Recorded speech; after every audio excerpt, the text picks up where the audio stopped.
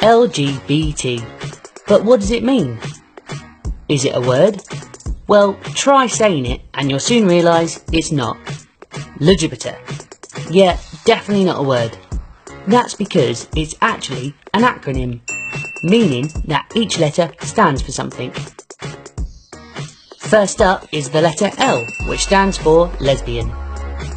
A lesbian is a female or woman who's attracted to other females.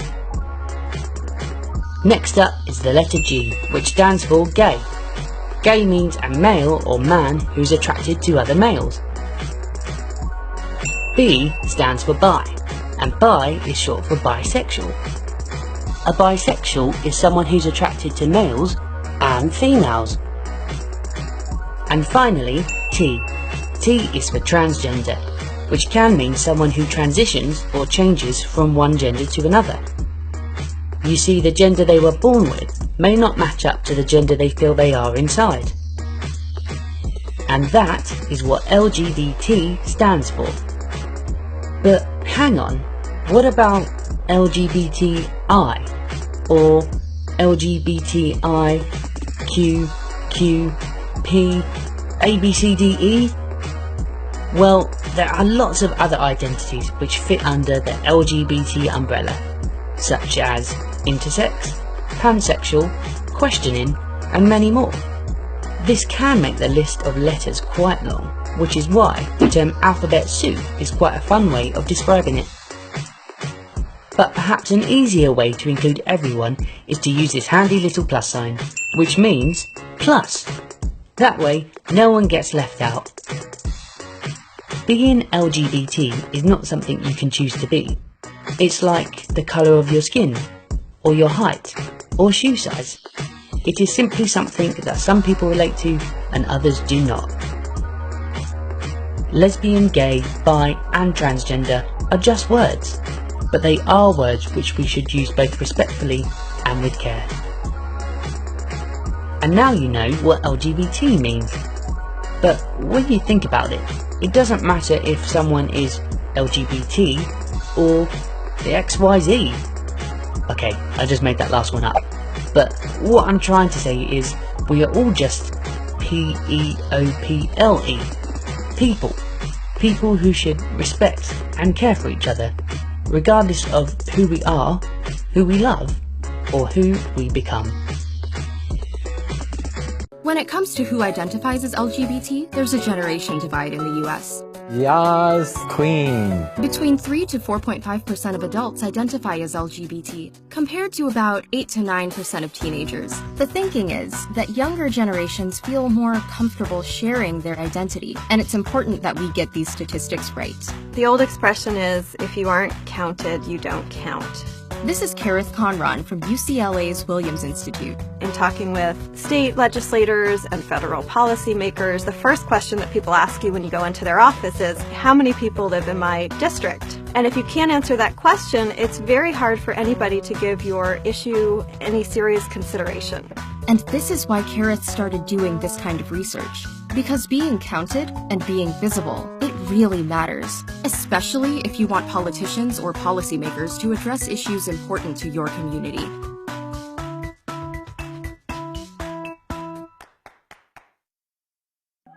The U.S. Census, which officially surveys the population, has never directly asked any questions about the LGBT community, but researchers have developed an interesting workaround. In 1990, the census added the term unmarried partner as an option for households, mainly with straight couples in mind. This was to account for the growing number of people living together outside of marriage. Researchers began to indirectly use this data to count same-sex couples, since the census also asks the sex of each person in a household. So someone can look at that combined information to see how many same-sex partners live together in the US. But this indirect form of counting can lead to mistakes. It's much easier to just ask people directly.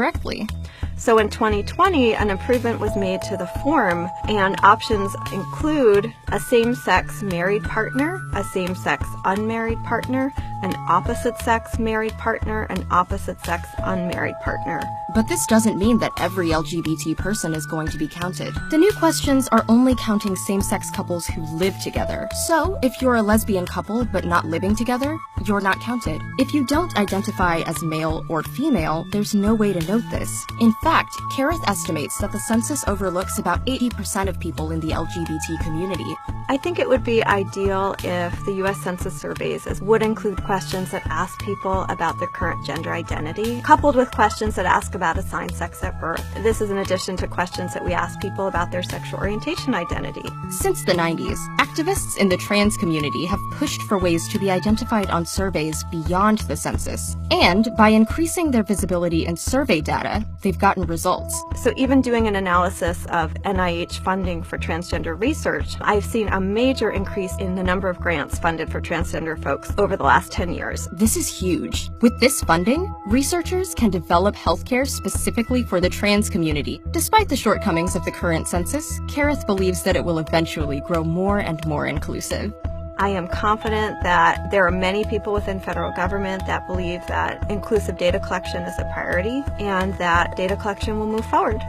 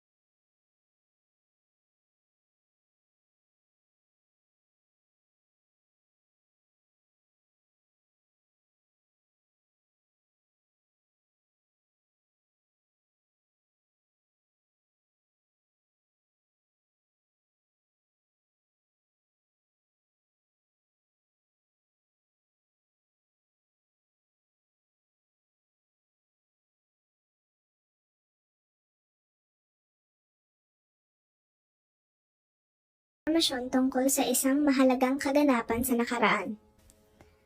Ang Stonewall Riots, na tinatawag ding Stonewall Uprising, ay nagsimula noong unang araw ng Hunyo 28, 1969. Nang salakayin ng pulisya ng New York City ang Stonewall Inn, isang gay club na matatagpuan sa Greenwich Village sa New York City.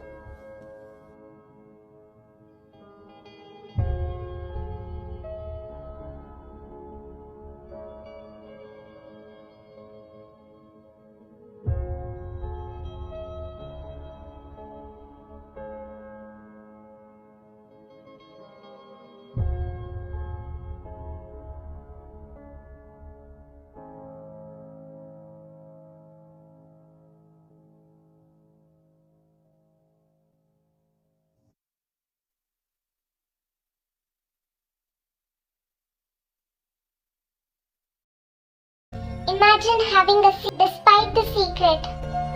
For us, it should not matter who we are.